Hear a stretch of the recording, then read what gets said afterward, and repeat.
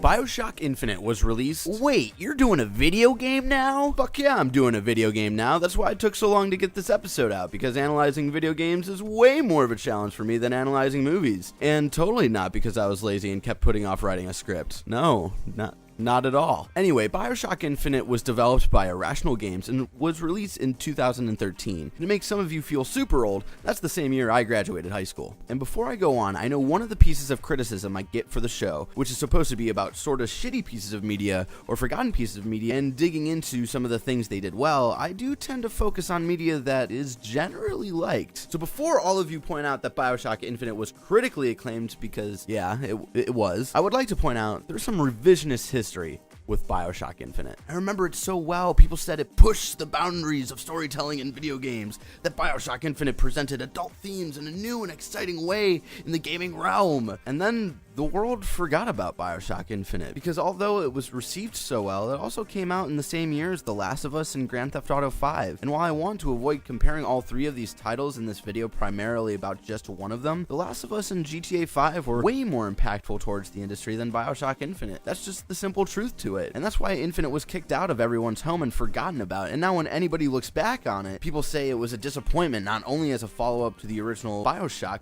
but just as a game on its own, because it came out in the same year as two other games that defined a generation of gaming. But fuck that. This video is about why BioShock Infinite was great, and still is. Now, before I get to why I think BioShock Infinite is great and what it's all really about, I want to tackle some of the criticisms a lot of people have for Infinite when it gets compared to the original BioShock. The original BioShock is held on a pedestal, and rightfully so, for its dreary setting in Rapture, its commentary on Ayn Rand and objectivism, and the fights with the Jesus Christ, the Big Daddies. Shit. I want to make a sexual joke about the Big Daddies, but I think I would be punished for doing that? Moving on. Anyway, the first thing I'll tackle is the most obvious comparison people talk about with both games. The setting. People loved BioShock for the broken down city of Rapture. The environment pushed the story and was so interesting that it made almost everyone who walked through Rapture think, what the hell happened here? I mean, of course the goal of the character was just to get the fuck out, but thinking about how promising this idea of a city is, and then seeing the end result, it gave the player more motivation to search every nook and cranny of the world of Rapture to know what happened. And while I hold the original BioShock and the city of Rapture in high regard, there's just something about the city of Columbia that I find more interesting. I don't know if it's better than Rapture or not, I just like how much the city of Columbia reflects our current society. Think about it. When you first enter Columbia, you think to yourself, oh, this city is quite pleasant. I mean, yeah, there are some religious freaks, but for the most part, everyone seems pretty happy. No drugged out freaks here. But then you realize after a couple minutes, where the fuck are the people of color? So you realize very subtly, without the game shoving it in your face at first, that, okay, this is a cool city in the sky that is made up of quiet racists. But then that moment comes, the raffle, and you realize, oh no, these people are full-blown racist and don't give a fuck who knows about it. And that's the moment the entire city becomes your enemy, and I love it, because there's a slow burn here in the opening moments of the game. Instead of questioning what happened to this place like you do in Rapture, you ask, okay, what's wrong with this place? And that moment of realizing the entire city is your enemy is great in both games. You come up to the surface in Rapture. The splicer kills someone right in front of you. The moment of realization is more of a primal instinct of survival.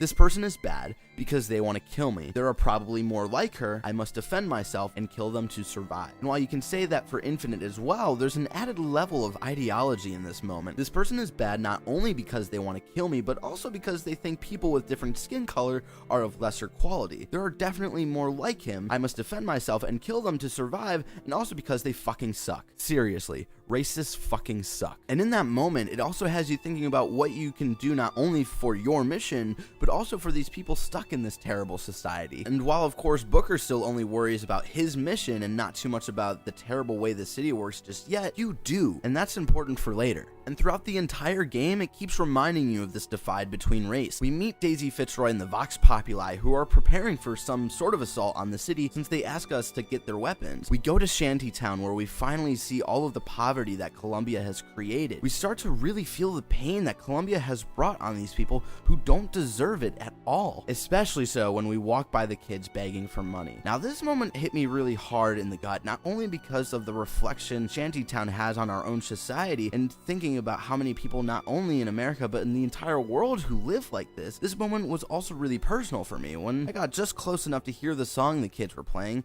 I was hit with the hardest nostalgia I had ever been hit with.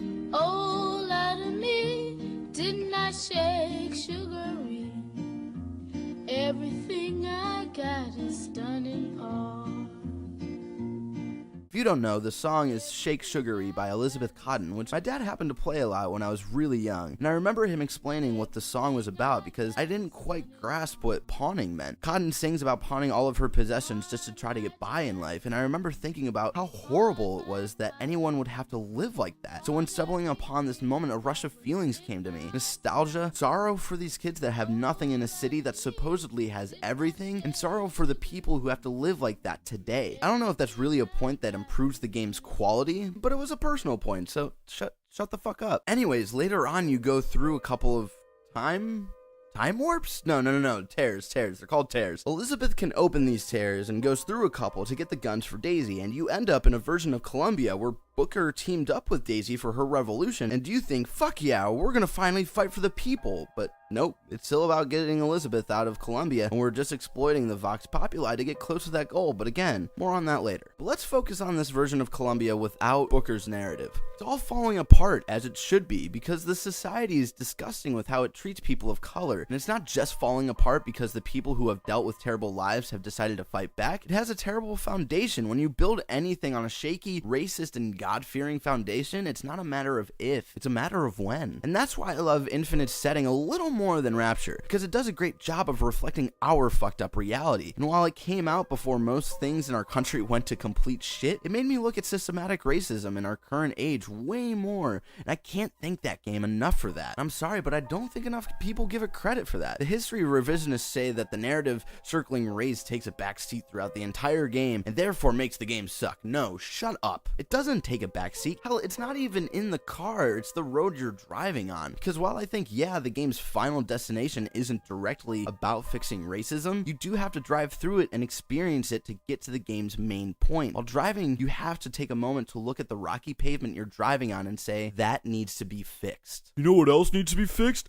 BioShock Infinite's gameplay. Stop it. No, I have to address this. The first BioShock was acclaimed for its gameplay, how every gun feels different, how every encounter with one enemy can be vital, what every plasmid does. It all feels important. I know the main complaint about Infinite was how those feelings in gameplay were taken away, and that somehow makes the game suck. But the reason why every encounter with just one enemy in BioShock feels important is because you, the player, feel really powerless, and I think for the original BioShock, that was perfect. The gameplay reflected what the city of Rapture made its citizens feel, powerless. It was another layer of the game saying, hey, Ayn Rand, your ideas are fucking terrible, and Irrational did that because it helped push their point across while you didn't even notice it. Boom. They mind-fucked you. And I'm about to do the same, but consensually and more lovingly than fucking. I'm about to mind-love you. While the gameplay in the original BioShock feels more grounded, like you swing a wrench at a crazy person and hope for the best, the gameplay in Infinite feels like you're a motherfucking superhero. Like, damn, look at this. You're flying through the sky on some crazy magnetic thing. You got vigors, cool clothes. Hell, you even have a sidekick who can open portals to infinite dimensions.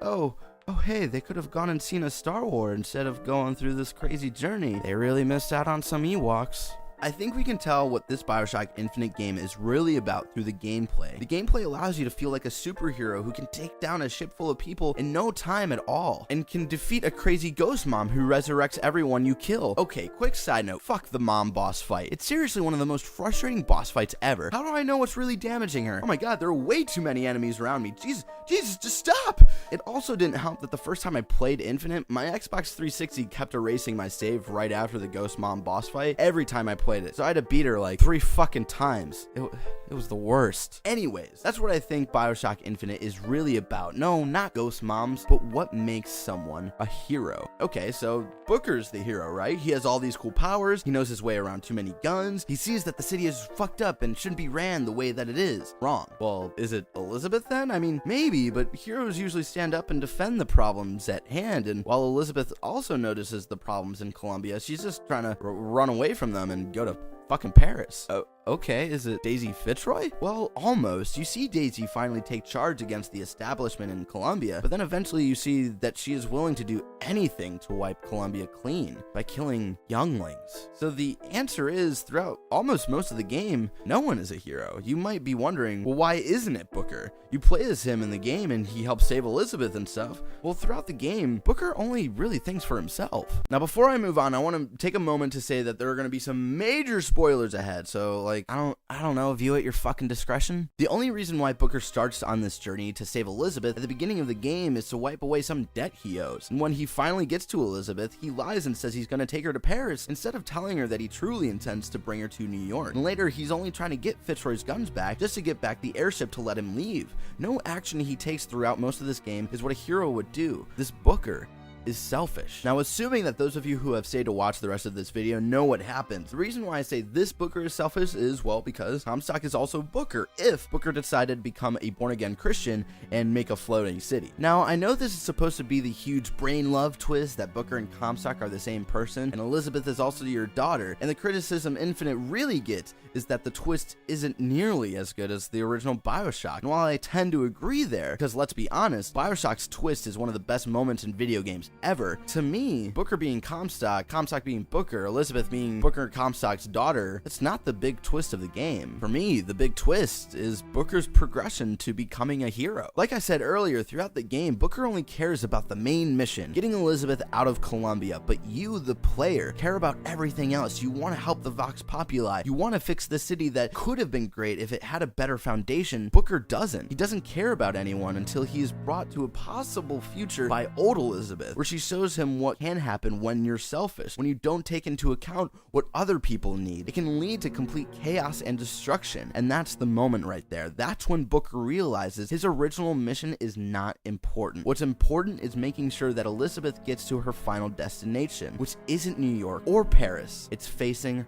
her father, which at the time Booker thinks is just Comstock. Booker puts aside his bullshit for someone else finally, which slowly makes him become a hero in a way, and in doing so, it sort of finally makes Elizabeth a hero in a way, because instead of running away, she's finally ready and willing to face her problems in Colombia. So for me, it was cool to hang out with this selfish guy for like 8 hours and see him finally put someone else other than himself at higher priority. But then he kills Comstock and sort of does that selfish thing again and sort of goes crazy for a moment. But we're not even at the real brain-loving moment here, folks. After Comstock's death, we go through a super unnecessary battle on a ship where you control Songbird and it's really annoying and no one wanted it. And then we get to the real brain-loving moment. No, not the connection to the first BioShock, which was pretty cool. Not the different lighthouses. Not the reveal of Elizabeth being Booker's daughter. Not Comstock really being Booker. No, it's this moment right here. At this point at the very end of the game, Elizabeth and Booker come to the conclusion that the true way to kill Comstock in every version of Colombia is to get rid of the possibility of him ever being born. We then find out Comstock was born from Booker after Booker went to a baptism to wash away his sins from Wounded Knee. And so in every universe, there are always one or two versions of Booker. One that went through with being baptized and became Comstock, and one who refused the baptism and became washed up in his own guilt and misery. Both of these versions of Booker are selfish and not heroic at all, and both versions cause a lot of destruction, especially Comstock. So Elizabeth concludes that in order to destroy every version of Comstock, Booker needs to kill himself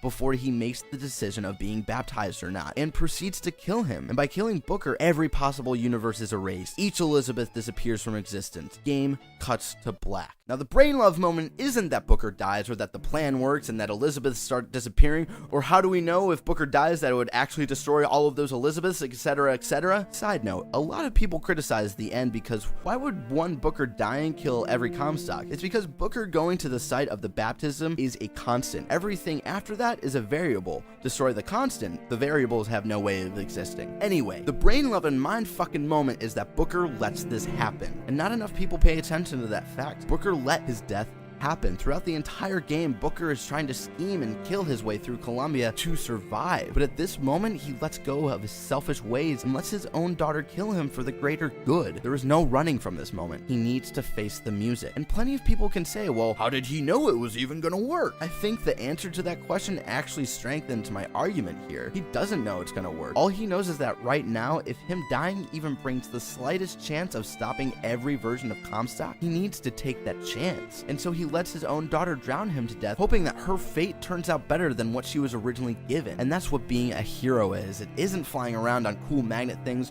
while blindly killing hundreds of people with cool weapons and powers. It's about doing whatever you can to make things right. And in that moment, Booker saw the chance to do just that. And to be honest, I think it's funny that in that moment when one Elizabeth calls him Comstock and the other one calls him Booker, and he says,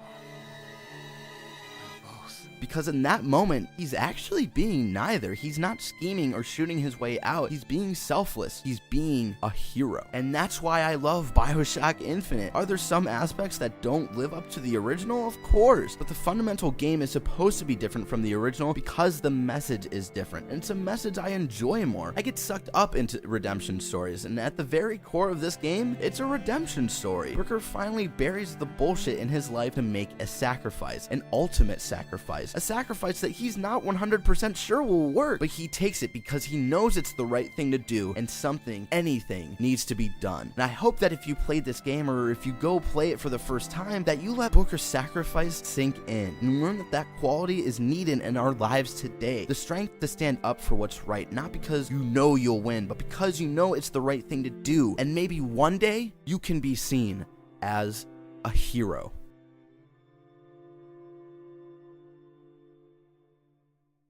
5, 4, 3, 2. You crazy mother.